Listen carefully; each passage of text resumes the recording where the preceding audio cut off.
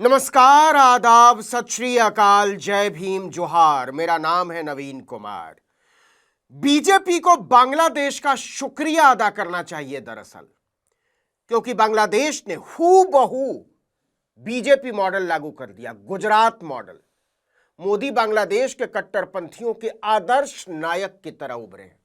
यहां जो काम नरेंद्र मोदी के चेले चाटुकार करते हैं, वहां वही काम मोहम्मद यूनुस और खालिदा जिया के चेले कर रहे हैं। यहां बीजेपी के राज में मुस्लिम अल्पसंख्यकों के घर तोड़े जाते हैं, उन्हें मॉब लिंच किया जाता है, आस्था की वजह से निशाना बनाया जाता है। बांग्लादेश में यही काम हिंदू अल्पसंख्यकों के साथ बीएनपी के लोग कर रहे हैं।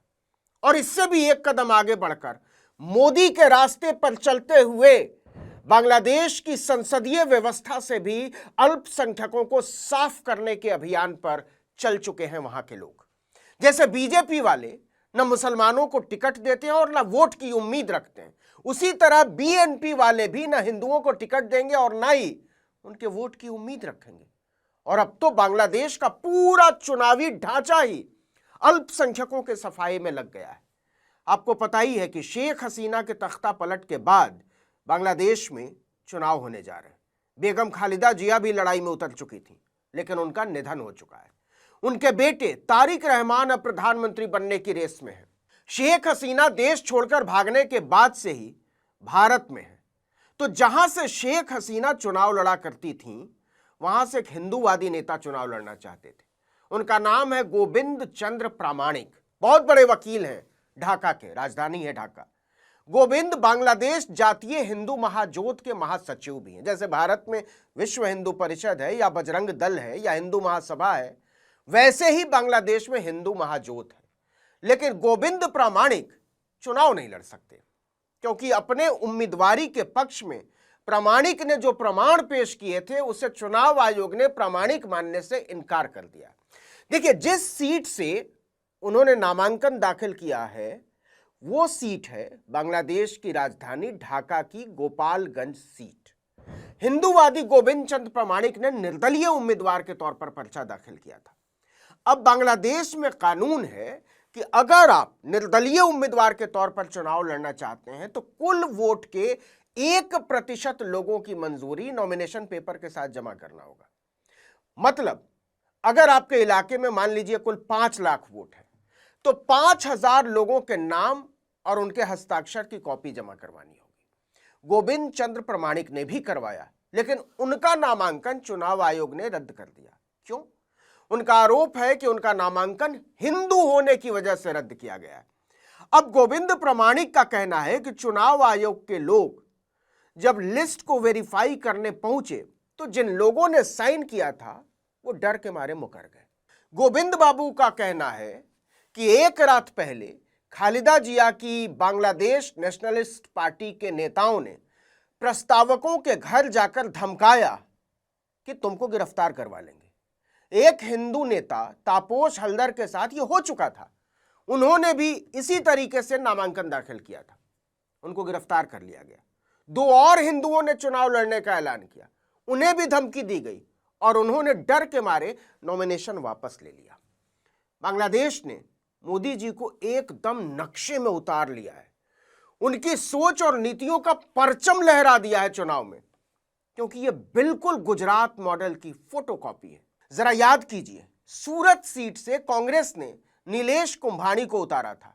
उनके 3 प्रस्तावकों जगदीश सावलिया, ध्रुविन धामेलिया और रमेश पोलरा ने हलफनामा देकर कह दिया कि साहब, फॉर्म पर जो हस्ताक्षर हैं वो तो हमारे हैं ही नहीं। नॉमिनेशन पेपर ही रिजेक्ट हो गया। कांग्रेस के वैकल्पिक उम्मीदवार सुरेश पदसाला का फॉर्म भी रिजेक्ट हो गया। उनके भी प्रस्तावक साइन करने से मुकर गए। सारे निर्दलीय उम्मीदवारों ने भाजपा के सम्मान में खुद ही अपना नाम वापस ले लिया। मैदान में बहुजन समाज पार्टी के प्यारेलाल भारती आखिरी उम्मीदवार थे। ऐसा लग रहा था कि वो तो डटे रहेंगे, भागेंगे नहीं। लेकिन संदिग्ध परिस्थितियों में लंबे समय तक गायब रहने के बाद वो भी भाजपा के सम्मान में शहीद हो गए, वापस नॉमिनेशन। और इस प्रकार भारतीय जनता पार्टी के मुकेश दलाल को निर्विरोध विजेता घोषित कर दिया गया। इंदौर सीट पर भी लगभग ऐसा ही हुआ।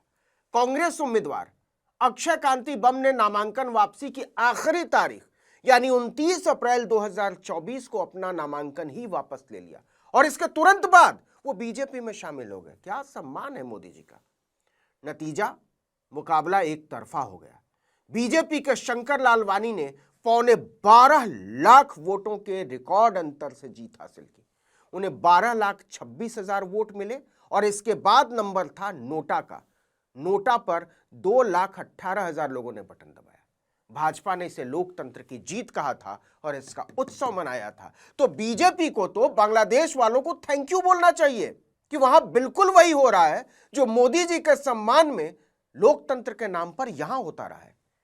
बीजेपी वाले कहते हैं कि मुसलमानों को हम टिकट भी नहीं देंगे और उनके वोट की उम्मीद भी नहीं करते। ये आग लगाने वाले कौन है वो उनके कपड़ों से ही पता चल जाता है।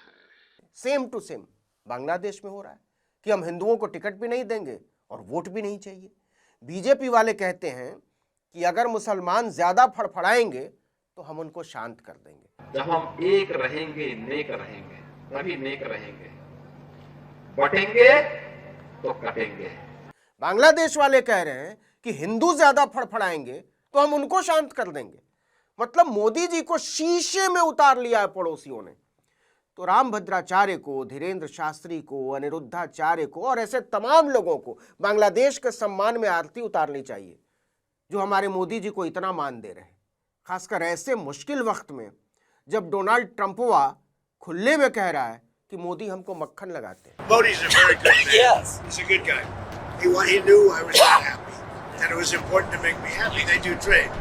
बांग्लादेश इकलौता है जो मोदी को विश्व गुरु मान रहा है। कम से कम अल्पसंख्यकों के उत्पीड़न के मामले में तो मान ही रहा है। तो मेरे मुसलमान नौजवानों को साइकिल के पंक्चर बना करके जिंदगी नहीं गुजारनी पड़ती। जैसे भारत के मुसलमान परेशान है ना कि इलेक्शन कमीशन एसआईआर के नाम पर उन्हें नागरिकता के अधिकार से ही वंचित कर देगा, वैसे ही बांग्लादेश के हिंदू बोल रहे हैं कि इलेक्शन कमीशन हमेशा बीएनपी और अवामी लीग के इशारे पर काम करता रहा है। अवामी लीग सत्ता में रहती है तो उसकी चलती है, अभी बीएनपी के लोग हैं तो उसकी चल रही है। बांग्लादेश के हिंदू कह रहे हैं कि ना तो चुनाव आयोग निष्पक्ष होकर बिना दबाव के काम कर रहा है और ना ही अदालतें। भारत की संस्थाओं के बारे में तो यही बात हजारों बार हो चुकी है, राहुल गांधी बोल चुके हैं।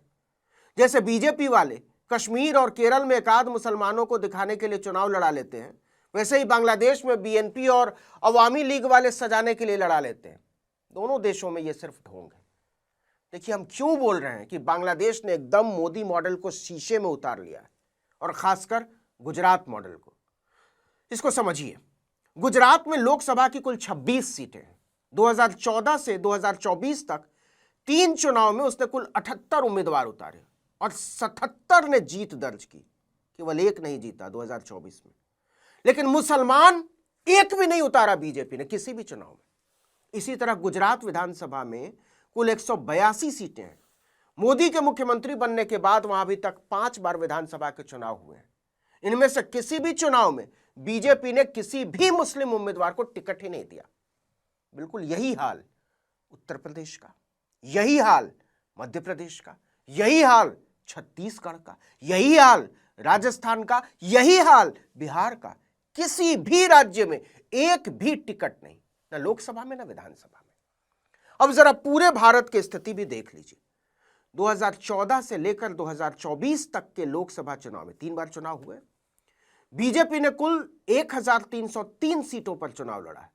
2014 में 425 सीटों पर, 2019 में 437 सीटों पर और 2024 में 441 सीटों पर बढ़ती गई बीजेपी।